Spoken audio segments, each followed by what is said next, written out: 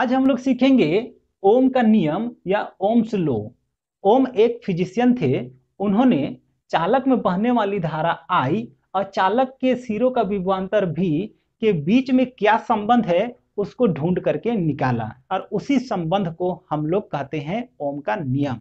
उन्होंने देखा कि अगर चालक के सिरों का विभवांतर बढ़ाया जा रहा था तो चालक में बहने वाली धारा भी बढ़ रहा था। तो इसी को बोला गया ओम का नियम। और इसको अच्छा से अगर बोला जाए तो इस तरह से बोला जाता है कि स्थिर ताप पर, ताप क्या होने चाहिए, पहला कंडीशन कि ताप स्थिर होने चाहिए, पहले कंडीशन आपको बोल लेना है।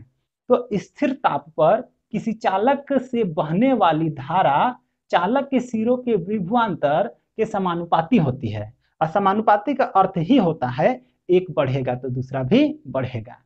तो ये अगर बढ़ रहा है तो ये भी बढ़ेगा उन्होंने बोला, लेकिन बशर्ते क्या कंडीशन होनी चाहिए कि स्थिर ताप होनी चाहिए।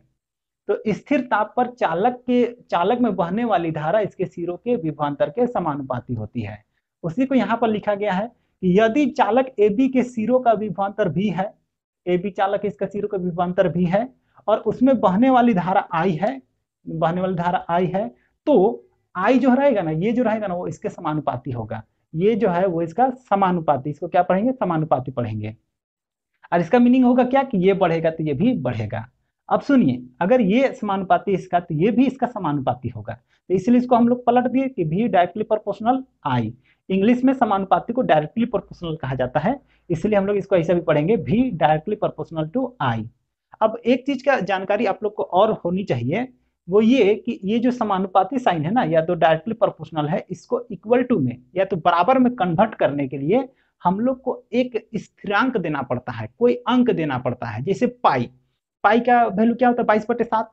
तो 22/7 ही ना होता है हर जगह, वर्ल्ड का कोई भी जगह पर जाइएगा तो पाई का वैल्यू 22/7 ही लेगा या तो 3.14 लेगा, है ना। तो उसका वैल्यू स्थिर है, तो वैसे ही चीज को कहते हैं हम लोग स्थिरांक।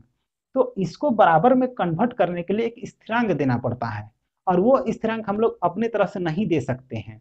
जो वैज्ञानिक इस तरह का रिलेशन ढूंढते हैं वही वो स्थिरांक को देते हैं। तो ओम साहब ने बताया क्या कि अगर आपको इसको बराबर में कन्वर्ट करना है आप उसमें R लिखिए फिर बराबर लिखिए। तो इसीलिए ये भी यहाँ उतर गया, ये वाला को हम बराबर में कन्वर्ट किए, और ओम साहब क्या बोले थे कि इसको बराबर में बदलना है तो R डालिएगा, तो इसलिए हम लोग R डाले और ये I डाले। तो इस तरह से V = RI एक हम लोग का फॉर्मूला भी बन गया। और यहाँ पर R क्या चीज है, तो यहाँ R क्या है, समानुपाती स्थिरांक है। तो जैसे मैंने बताया अभी, समानुपातिक स्थिरांक मतलब इसको बराबर में कन्वर्ट करने वाला। इस समानुपाती स्थिरांक को, मतलब ये जो R आया, इसको चालक का प्रतिरोध कहा जाता है। अब चालक का प्रतिरोध क्या है उसको हम लोग डिस्कस करेंगे बाद में। अभी आप लोग केवल बस इतना ही जानिए कि ओम का नियम क्या कहता है। तो उम्मीद करते हैं कि ओम का नियम क्या कहता है ये आपको समझ में आ गया होगा।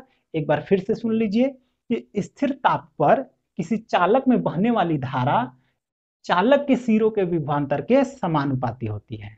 यही कहना है ओम का नियम का। बहुत ही इंपॉर्टेंट है क्योंकि इससे आपको 3 नंबर का क्वेश्चन आता है। तो जब भी परिभाषा आए तो इस तरह फिगर लिखना है, आपको यहाँ से यहाँ तक पूरा लिखना है। इसका सत्यापन हम लोग देखेंगे अगला वीडियो पर।